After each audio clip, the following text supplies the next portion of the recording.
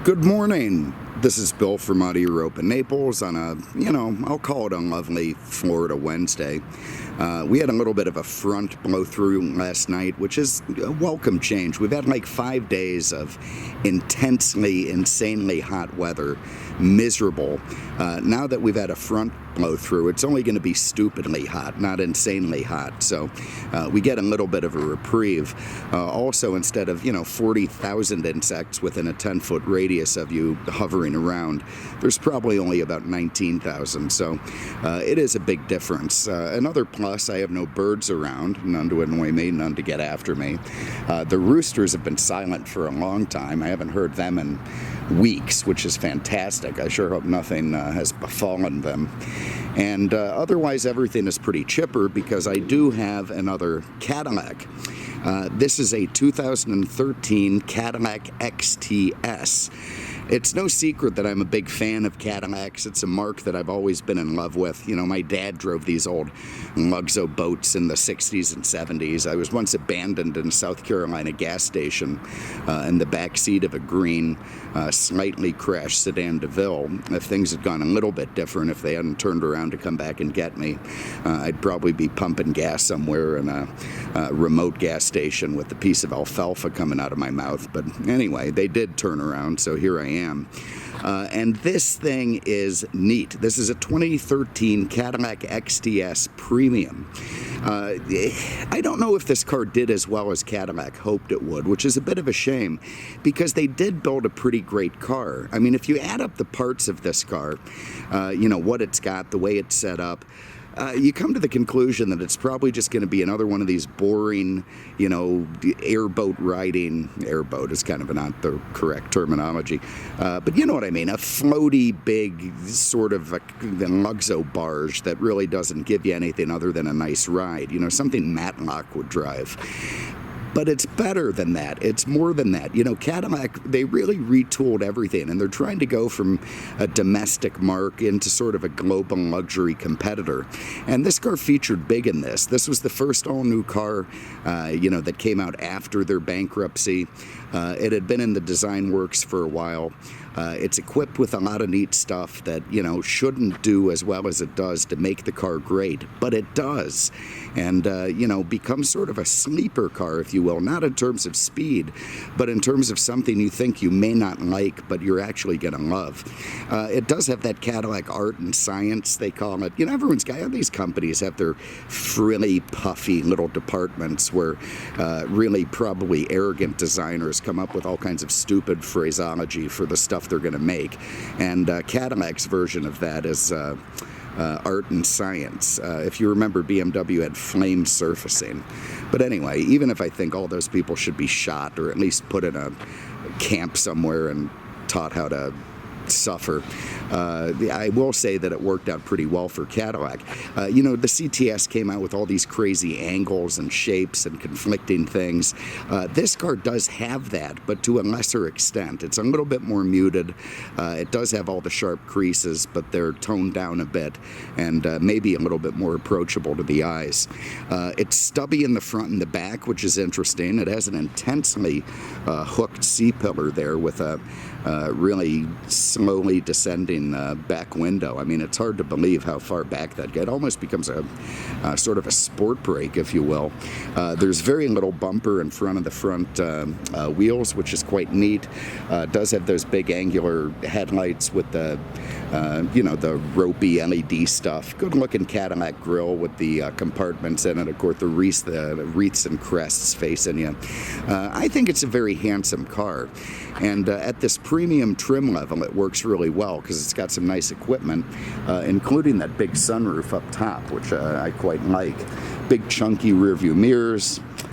Going into sort of an approximation of tail fins, if you will. I wonder if Cadillac didn't do that intentionally. Of course they did.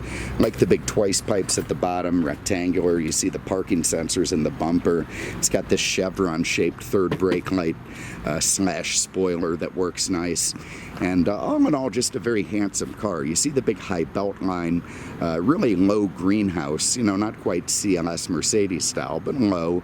and despite that, it does give you pretty good visibility. It does have 19-inch polished wheels, aluminum look. Well, they are aluminum, but kind of an interesting color. You've got Brembos up front, which again is sort of, Cadillac really didn't have to do that. They didn't have to put those big ass brakes in the front, but they did, and it does stop the car pretty well. It has illuminated door handles, which these things glow at night. The little button is for keyless entry. I do think it's a very elegant car. Have a look in the trunk. So trunk space is not going to be an issue for you. You know, if you want to put, you know, like 3, maybe even 5 second graders in there, you'll be able to stuff them in, close the trunk, no problem at all. You know, if you're bringing groceries, be careful. You may want to use this net.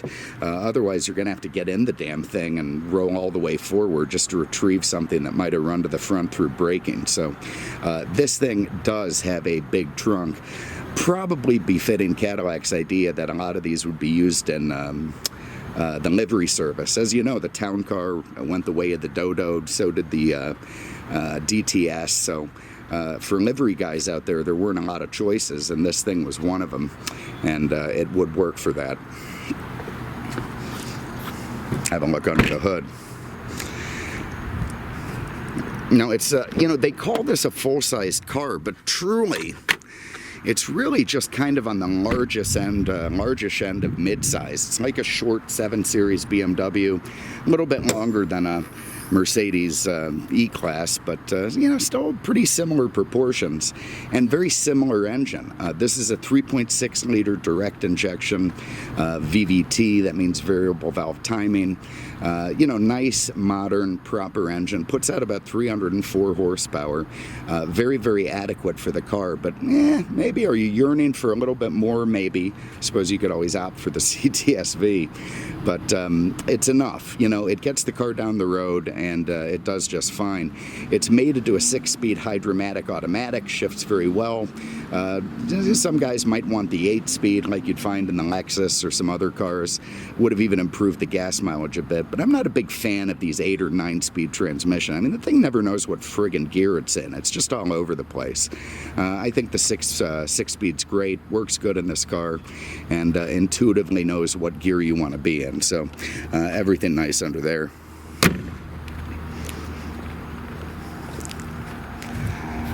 Okay, being the premium model, you get a little bit of an upgrade in terms of leather and accoutrements. You've got some probably faux leather, but possibly real stitching on the door panels. Very nice real wood. Cadillac said they spent a ton of time and money and effort making the interior of the quality of the cars that it should be. And that's great because they've always let us down on that front. You know, the E-Class just always had eternally better interior quality. Not so with this XTS. You know, in many ways I would put it at the same level as the E-Class, and in some ways more comfortable. You certainly get more legroom. You get rear air conditioning there, and the way everything fits together, the way it all comes together is just really, really nice and frankly un-GM-like. So anyway, your Canadians would be thrilled back there. You put 3 6-footers back there. The way it washes out, that drives me crazy. This is a really nice tan, not this weird looking. How far back do I have to go to make it become tan again? Well, whatever. Anyway, you put 3 6-footers back there. They might rub elbows a little bit, but they'll otherwise be chipper. You also get a little center armrest here, place to put a 9mm and a couple of beers. So a pass-through to the rear, nice. And the seats do fold down if you need extra cargo, so no problem there. Okay, in here, in the front, this is where this car starts to shine to me, where I absolutely love it. One is the seats. They're very, very comfortable. They go a little bit weird in the sense they have this long thigh support. So if you're like 5'2", you may be hanging off the end of that thing. It definitely fits taller guys well, but if you're super short, be a little careful before you buy this. But anyway, very nice, very supportive, very comfortable. Again, the lovely materials and fit and finish, the stitching on the door panel, nice. You got your power windows, your mirrors, your lovely nickel-y looking pull handles. You got Bose sound in this thing, trunk release, you know, all very nice and proper. And I do like the two-tone beige and black. All right, Look at that. And look at this big swoopy Starship Enterprise crap it gives you. Complete with audio. Absolutely love it. I am such a sucker for gimmicks. Either way, in this these top two models, let me turn the music down for a second and get some AC going. Oh, come on. All right. In these top two models, this display is customizable. Very, very cool stuff. You can scroll through different things and get, nothing. You can have your miles per hour. You can have your settings, navigation screen. Pretty cool. You also get a heads-up display, which I really like. It's not at all distracting. And once you have it, once you fool around with it and enjoy it, it's hard to go back to not having one. A blank windshield suddenly feels boring. So I really like the heads-up in this thing. It's all adjustable over here in terms of height. You can move it up and down, intensity. You can change what it displays. There's the speed limit, the radio. To calibrate, reset everything this morning, so it's still calibrating the compass. I need to drive around a little bit, but you get your nav up there. Now, if you don't like what you see here, and this is pretty neat stuff, you can change it. So let's go into settings. This is all hard to do left-handed, but I'll get it. And we'll go into display layout. Come on now. Oh, for the love of God. All right. We've got simple. Let's do performance. Have a look at this. I mean, that is just cool as hell. I am a sucker for it. There's people out there who are going to say it's completely worthless, and they're right, and it doesn't matter, because I just think it's really neat. Let's go over. We can do balanced. Let's see what balanced looks like. The way it comes out, it's like something out of Tron. It's just ridiculous. And then finally, what do we have? Enhanced. Let's see, enhanced was pretty cool. There we go. And then, these screens are all customizable within each individual setting. So if you want something other than nav there, you can have it. You want to change this to trip instead of range, blah, blah, blah. It's all very set upable to what you want it to be. I'm going to leave it on sport because I pretend to be a sporty guy, so... There, performance. Let's do that. You have this multifunction wheel, nice leather wrap on it, your cruise control. It's got a natural voice recognition. So Cadillac says you can talk to it normally. You don't have to have these sort of keywords that it's looking for. You can just say, hey, bring me to a friggin' Starbucks, and it probably will. I guarantee that's not going to work for me. It never does. Voice command never works for me, but we'll try. You have a heated steering wheel. Nice. If you're up north, definitely not worth it down here. We've got cool seats, which I'm going to use right now. And here we have Cadillac's Q system. This is an 8-inch screen. It's got what they call hapstatic. So when you touch it, you get a little bit of a response. So if I go to the home screen using these buttons down here and I press nav, you can feel a little bump, there's and it's like the very nice tablets that you have now, and it was the first of its kind to be put in these cars, this reactive screen, if you will, and it's lovely. It gives you a very nice feeling. It has quick response. I quite like it. Q stands for Cadillac User Experience.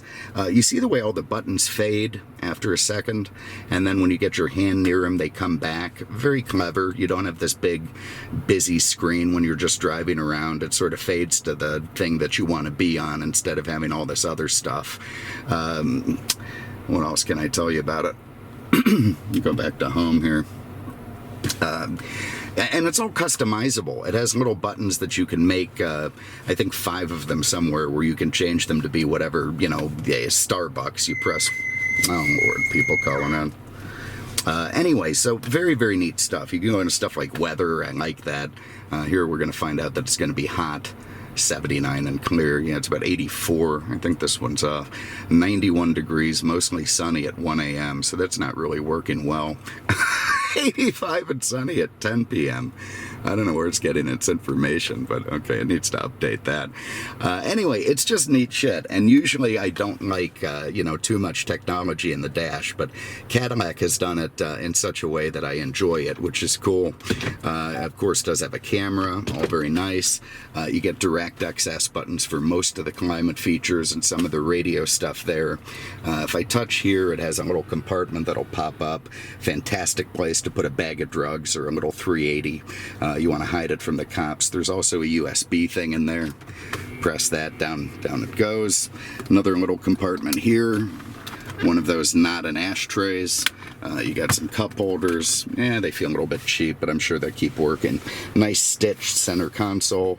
Lovely. Pop it open and you got stuff in there, more USBs and auxiliaries and all that.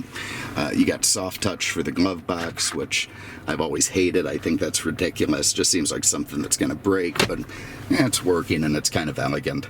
You can turn off your traction control there. You can, this has that driver assistance thing, so you got all your, let me restart it up so you can see that.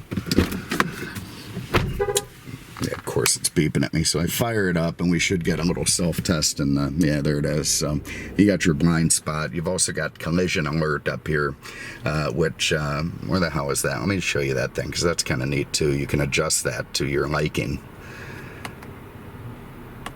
I should have driven this car more. I go back. Settings. All right, there. Where the hell is the collision alert? Here it is. Okay, so you can change this. So if you're kind of a guy who likes to give everyone space, you have it set to this distance. It won't go off. You can see it also shows up in the heads up. It won't go off till you're pretty, closer than your comfort level.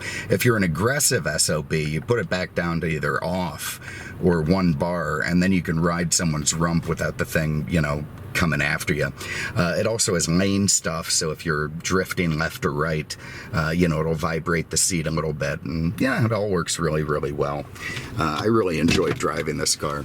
Up here you've got self-dimming mirror, you've got OnStar, you got this great big panoramic roof. That's a nice expensive option, and just absolutely lovely. Let's go for a spin. Okay, so here's why I thought I would hate this car, is because it's front-wheel drive. You can get them in 2 formats, front drive or all-wheel drive, and this one's a front driver. I hate torque steer. I just have never been a fan of front drive cars. I've always liked Mercedes. They just zero in on the rear drive stuff. But I've got to say that the engineers at Cadillac, GM, what have you, have done a fantastic job of making you forget this is front wheel drive.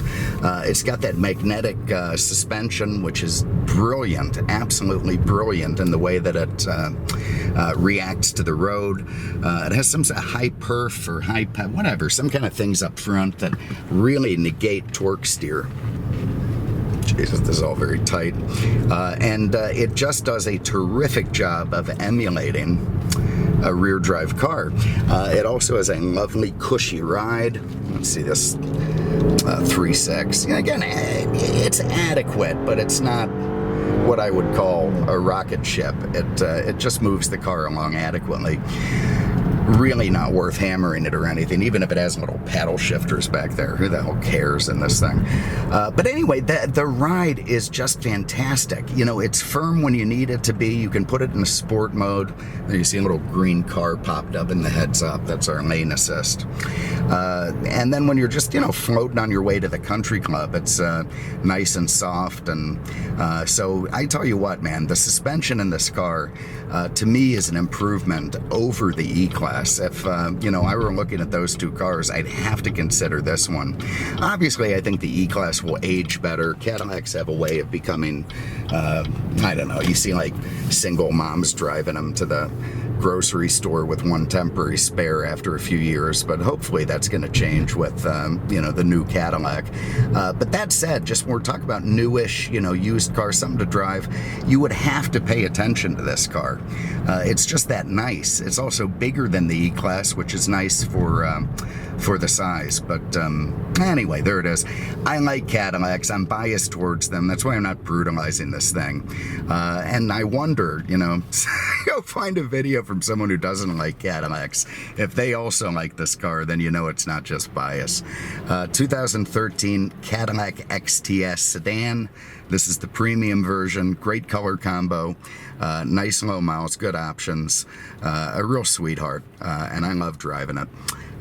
Thanks very much for having a look. We really appreciate it. We'll see you with the next one. Take care.